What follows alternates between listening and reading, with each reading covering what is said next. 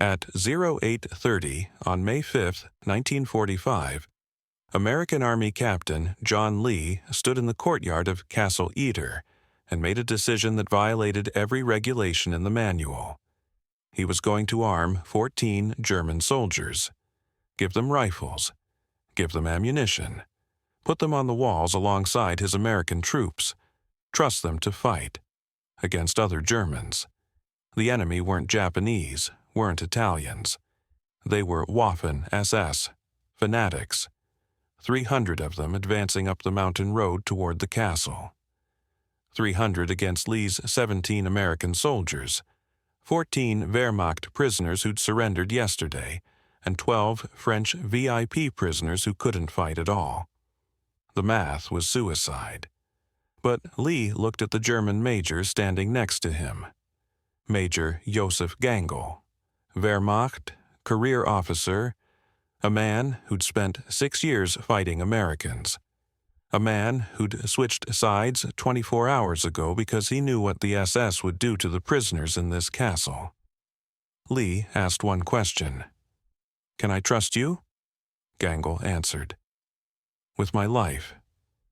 Lee ordered his sergeant to distribute weapons, M1 Garands to Germans who'd been shooting at Americans 3 days ago. Ammunition to soldiers wearing Wehrmacht gray instead of American olive drab. Trust to men who technically remained enemy combatants until Germany signed surrender documents. The most impossible alliance in World War II was about to defend the most impossible target. A medieval castle in the Austrian Alps, 72 hours before the war ended, protecting French politicians who'd collaborated with Nazis, against SS troops who refused to believe the war was over. And it all depended on whether Captain Lee had just armed his own killers. But to understand this moment, we need to go back 3 days. Back to when nobody knew Castle Itter existed. Back to when the 12 prisoners inside thought they'd die before liberation came. Castle Itter sat in the Tyrolean Alps. Elevation 4,000 feet.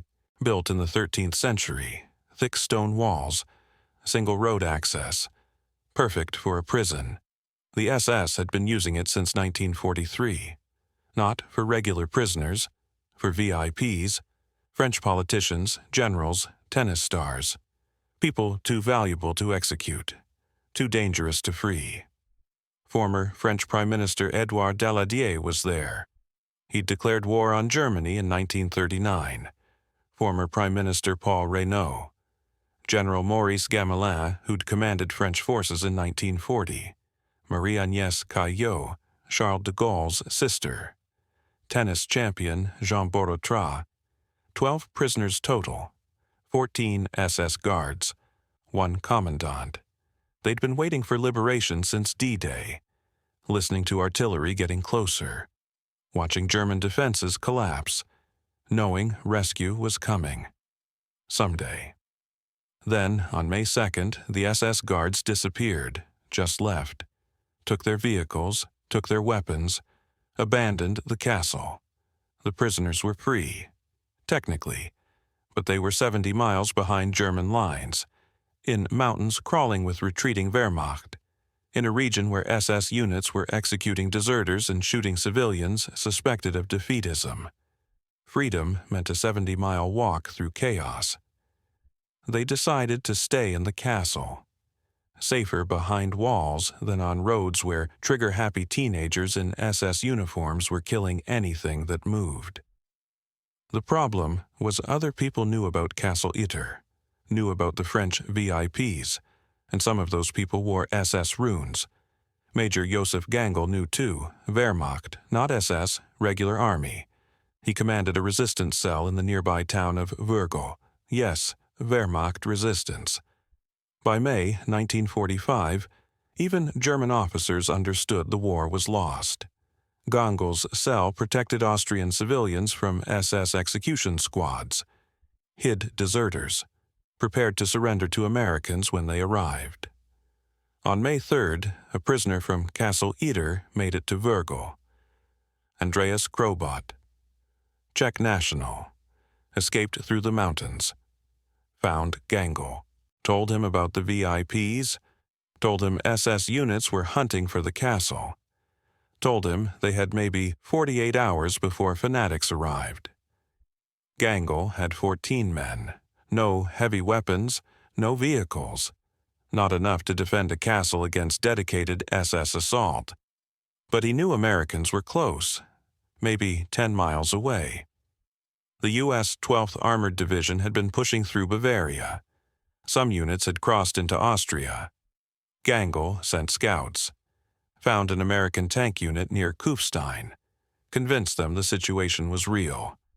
That's how Captain John Lee ended up at Castle Itter. Lee commanded a relief column, one M4 Sherman tank, one half-track, 17 men. He'd been told to extract French VIPs from a castle before SS got there. Simple rescue mission, in and out. He arrived at 07:15 on May 5th, assessed the situation. 12 prisoners who couldn't fight. One medieval castle with walls 20 feet high but no real defensive positions.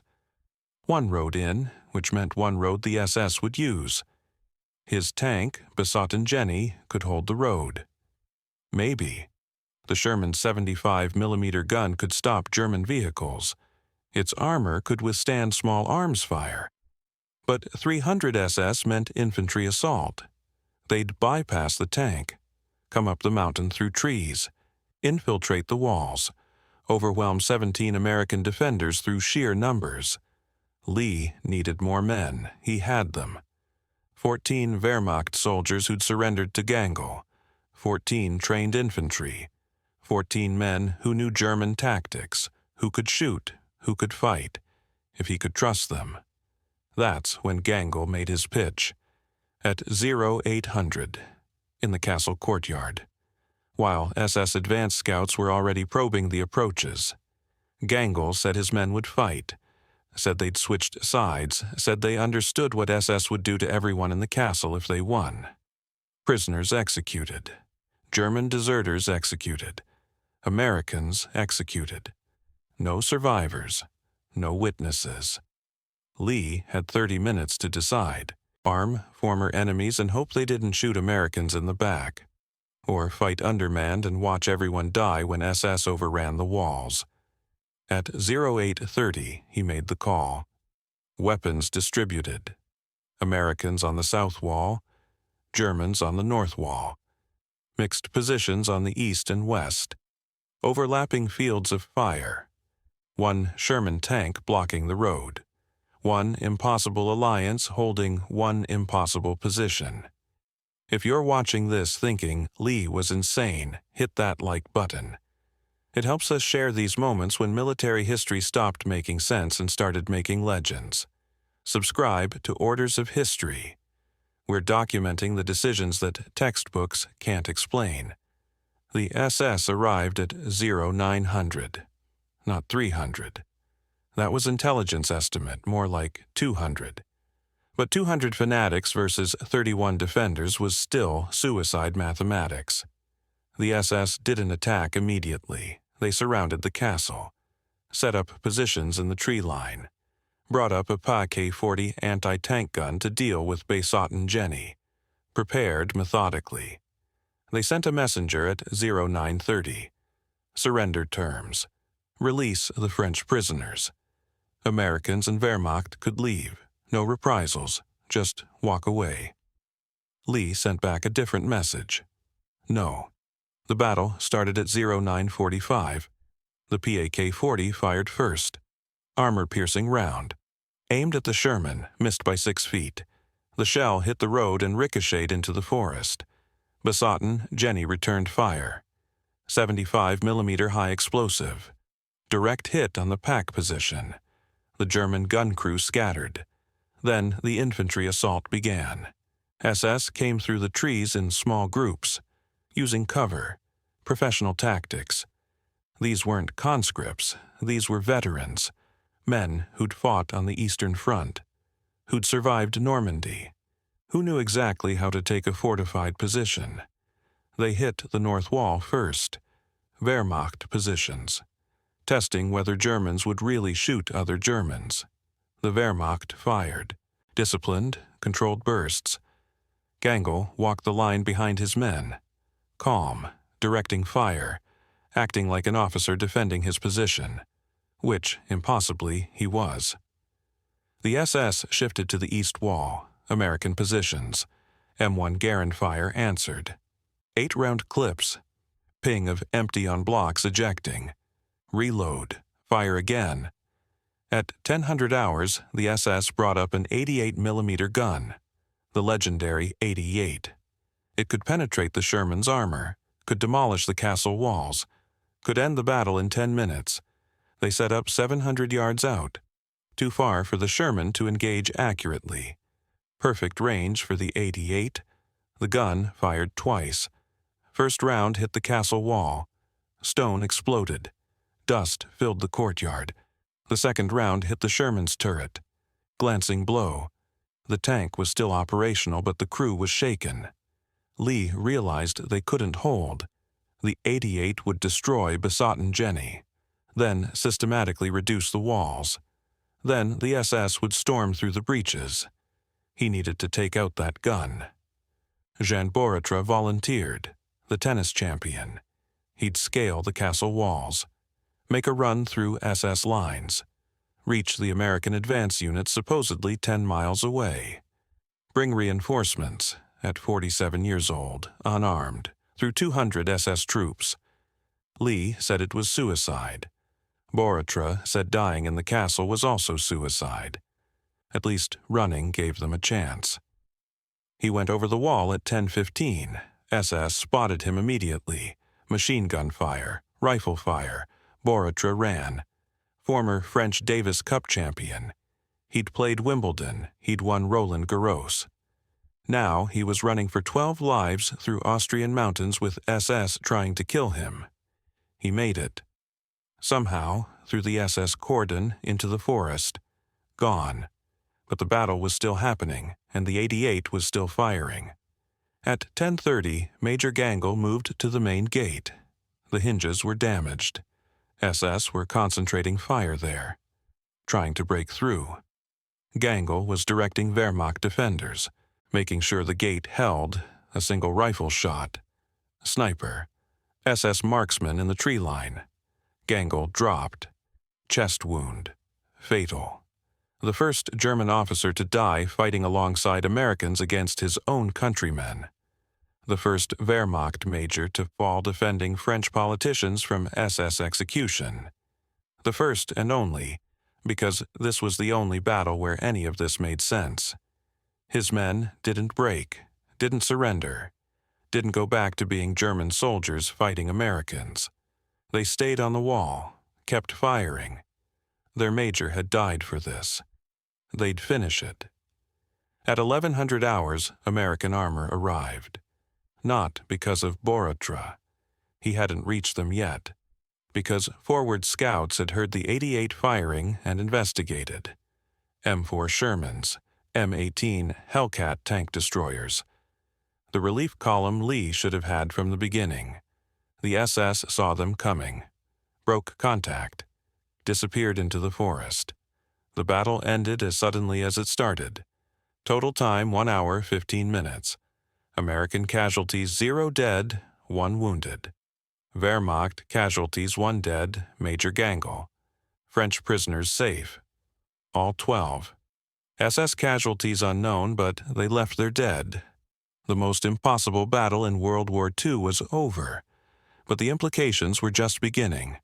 May 8th, Germany surrendered. 3 days after Castle Itter. 3 days after Americans and Germans fought together.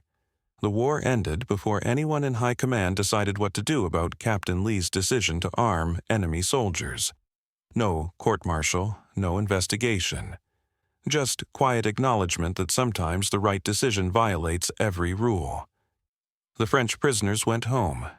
Daladier returned to politics. Reynaud wrote memoirs. Borotra went back to tennis. None of them forgot the American captain who'd trusted Germans, the German major who'd died for Frenchmen, The 17 hours when enemies became allies because something was more important than which uniform you wore. Lee received the Distinguished Service Cross, not for the battle, officially for extracting high-value prisoners under fire. The citation didn't mention Wehrmacht fighting alongside Americans, didn't mention arming former enemies, didn't mention that the entire operation contradicted military law. The 14 Wehrmacht soldiers disappeared into history. No records of what happened to them, no trials for desertion, no punishment for fighting their own countrymen. They fought one battle on the right side and then vanished into peace. Castle Itter is still there. Still standing in the Austrian Alps, there's a small memorial now, a plaque mentioning the battle. Joseph Gangel's name. Most tourists drive past without noticing, but military historians notice. Because Castle Itter proved something about warfare that no doctrine covers. Sometimes the enemy isn't the person across the trench. Sometimes it's the person wearing the same uniform doing the wrong thing. And sometimes the only way to do the right thing is to trust someone you were trying to kill yesterday. Lee commanded relief missions for 3 more weeks. Then went home to New York. Worked as a stockbroker, married, had kids, rarely talked about the war. When asked about Castle Itter, he'd say it wasn't complicated. There were 12 people who needed protecting. There were 14 men willing to help. The rest was just solving a tactical problem with available resources. Available resources. That's what he called former enemies. The military never integrated Lee's decision into doctrine, never taught it at West Point, never used it as a case study in command school. Because you can't teach what he did, can't systematize trust, can't regulate the moment when you have to decide whether human beings are more important than regulations. Gangel became a hero in Austria. Streets named after him. Memorials. Recognition as a resistance fighter who died defending prisoners from SS execution. But his men who survived never got recognition. They were Wehrmacht. Wrong uniform, wrong side. The fact that they fought for the right thing in the end didn't erase 6 years of fighting for the wrong thing. History doesn't know what to do with complicated. The SS troops who attacked Castle Itter disappeared too. No records of who they were, what unit, where they went afterward. Maybe they surrendered. Maybe they stayed fanatic until American or Soviet troops caught them. The war ended 3 days later. Whatever they believed about fighting to the last, reality had other plans. Did you know Castle Itter is the only documented battle where Americans and Germans fought together in World War II? Share this with someone who needs to hear about the moment when enemies became allies 72 hours before the war ended. Subscribe and turn on notifications for Orders of History so you never miss these stories about the decisions that broke all the rules and saved lives anyway. Comment right now. Where are you watching from? And had you heard about this battle before today, May 5th, 1945? 0830. 1 American captain, 1 decision. Arm 14 Germans. Trust them to fight alongside 17 Americans. Protect 12 French prisoners against 200 SS fanatics. Every regulation said no. Every doctrine said no. Every precedent said no. Lee said yes. 12 people went home who wouldn't have. 1 German major died doing the right thing. 17 Americans survived impossible odds. 14 Wehrmacht soldiers redeemed 6 years in one 75-minute battle. Castle Itter proved war isn't about uniforms. It's about choosing sides when it matters. And sometimes the enemy of your enemy isn't just your ally. Sometimes they're the only reason anyone survives at all. At 0830, on May 5th, 72 hours before the war ended, Captain John Lee made an impossible decision that worked. The math said everyone should have died. The regulations said Lee should have refused. The history books said Americans and Germans couldn't fight together. All of them were wrong.